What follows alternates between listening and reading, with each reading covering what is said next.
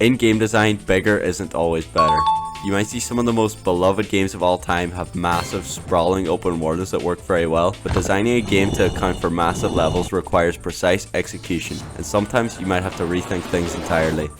I'm making a game called Grapple Combat, which is a movement shooter inspired by games like Quake and Team Fortress 2. And while I was first designing this game, I made a lot of mistakes. And while they might sound like a bad thing, it makes me sound like I want to beat the shit out of my 14-year-old self. It has made me a better game designer, and I finally feel confident in what I'm doing.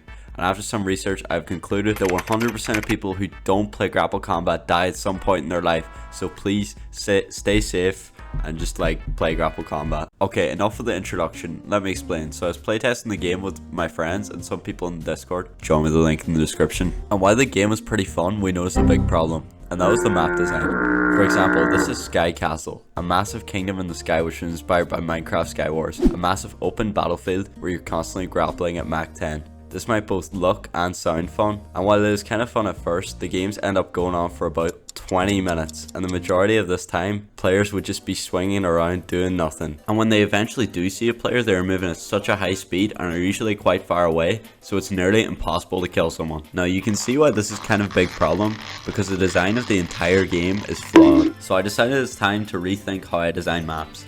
Instead of trying to make big open maps that require the grappling hook, I'm now viewing the grappling hook as an addition to your moveset. Therefore, I'm going to prioritize making all methods of traversal smooth and effective, and an effective combination can be used to efficiently traverse the map. Now I think it's time to think of a layout for the map. I really like the castle theme from the last map, so I'm thinking I'm going to just improve on that. So I thought of some layouts for the walls and towers. The towers are examples of the grappling hook not being necessary for traversal, but greatly improving it. They can be used to jump over these walls and traverse quicker, but are not actually required to traverse. There is still verticality to the map, and the grappling hook is not required to do this, but it can be a great help. You might have also noticed the spicy bright color palette and beautiful architecture, as well as this nice water shader. And yeah, that's because I want this map to both play well and be visually appealing. So after I finished up the layout, I placed in boundaries and a death barrier, placed the player spawns and gun spawns, configured the game manager, and this map is ready to be played. So I called up a few of my friends, some of which this was the first time playing. We played for a few hours, and literally all of them said this was their favorite map. Like, I'm not even joking, it was unanimous. This led me to the decision of replacing all of the old maps. I know some of these maps might look fun, but trust me, these new maps will be better. And now there's a massive difference in quality between this map and like 90% of the other ones. I mean, the UFO looks cool, but it's too big. Well, this isn't so bad, except I'm starting to get sick of this map because every time I play with my friends, can we do that one again? No. They all vote for that map. So it's time to make another map with the same design principles. I'm gonna call these chicken maps because, well, Chicken.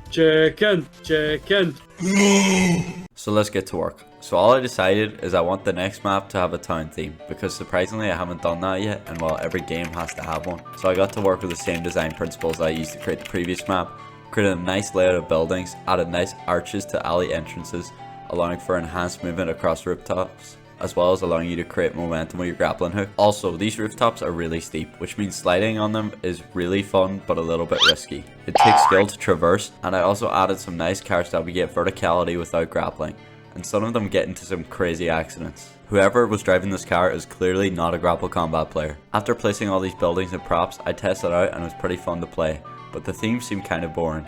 The map still looked good, but I just felt that there was something missing. I tried tweaking the post-processing and changing the skybox, but none of this was effective until I changed the skybox to a nighttime skybox. For some reason this just felt right. So I added some fog and got some nice street lights so I could create the perfect nighttime aesthetic. And eventually got it to look very nice. So I got the boys on to play. Yo! Good. You wanna play some Grapple Combat? I mean, yeah, sure, but like, Only made 2 fucking maps, you lazy prick. Oh. shit them.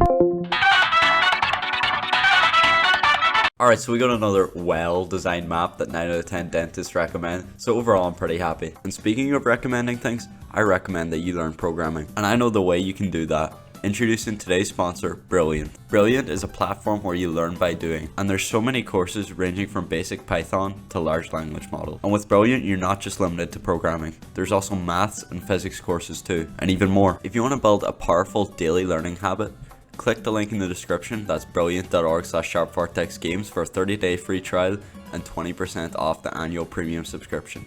Again, that's brilliant.org/sharpvortexgames. Anyways, back to the video. Since my friends decided to abuse me, I think it's time to make a new map because, well, it's the logical conclusion.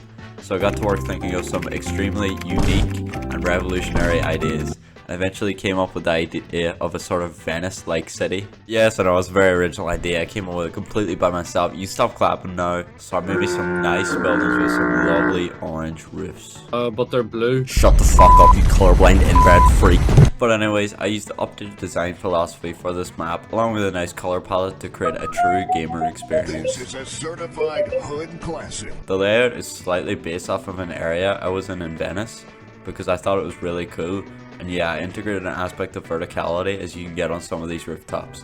This makes the grappling hook useful, but does not make all their movement methods unusable. Kinda like some of the maps. Yeah, it stands for Super Hard Inertial Traversal, and yes, that's the acronym I'm using.